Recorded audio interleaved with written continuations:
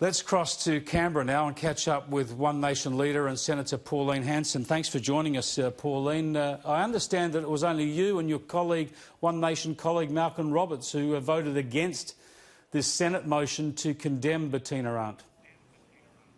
Correct, Chris.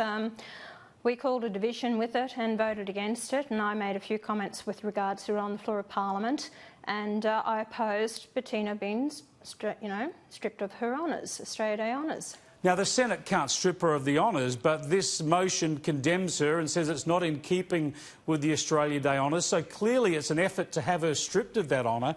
It seems to me to be very surprising that coalition senators, that Liberal and National Party senators who stand up for freedom and liberty and open public debate would actually vote against her in this way. I was terribly surprised as well that everyone did vote for the motion and to strip her of the honours, and that's basically what the notice of motion was, to strip of her honours. You know, regardless of it, Bettina's done a lot of work in Australia. She goes through a process. She was nominated for it. It's a big process to get the award. But to want to strip her of it now because of some comments that she made, and she was only saying what the police officer had said. Can you imagine what he went through on that day after seeing the horrific attack that was done to this mother and children, and the father having suicided himself?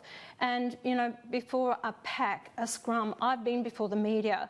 It's very daunting, you know, they throw everything at you, what he's seen, and he made his comments then at that time. Well, just let me interrupt you there. I mean, since that as well. He has gone through hell and he's been taken off the investigation because of a social media pile-on.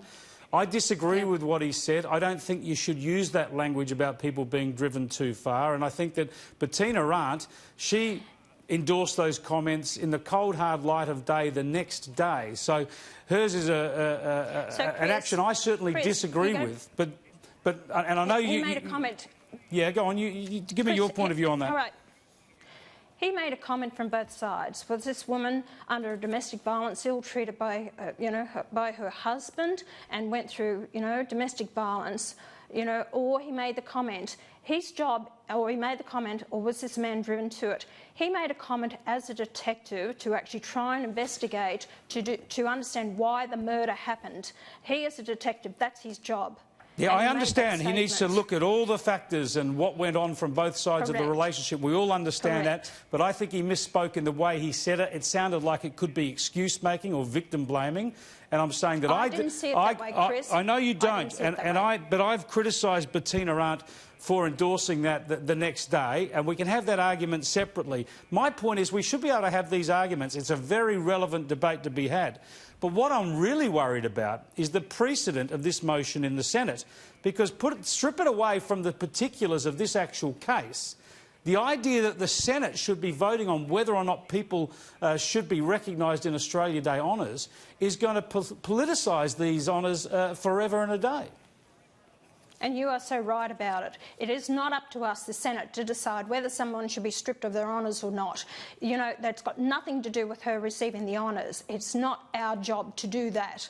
And I think it was disgusting what they did, and I stood my ground for it, and I don't regret doing that. Either does my colleague Malcolm Roberts. He made his decision and he agreed with me on it. So I stand by what I did. We've seen so many egregious tweets from people like Greens MPs and Greens supporters. Are they to be stripped of any honours that come their way? I used the example of Paul Bongiorno, who's the first to throw the taunt racism at others, yet has been caught out on Twitter at least three times with racial abuse on Twitter. Now, why isn't there a move to strip him of his Australia Day honours? Correct, and I can believe what you read out, what he has said in his tweets, and there's nothing ever said about him. And the fact is, even yesterday, the Greens Senator Larissa Waters wanted me to be removed from the chair of the Family Law Inquiry.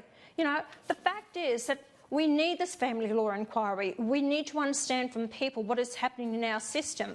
You know, they think that throwing more money at domestic violence without finding out the facts of why we have so much domestic violence.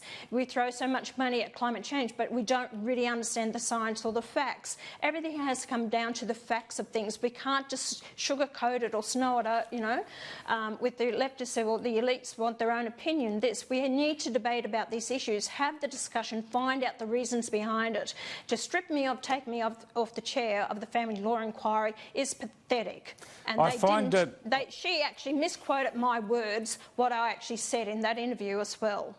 I find it extraordinary that people are now campaigning against not only your presence on that inquiry, but the fact that it's happening. It's only happening because of you.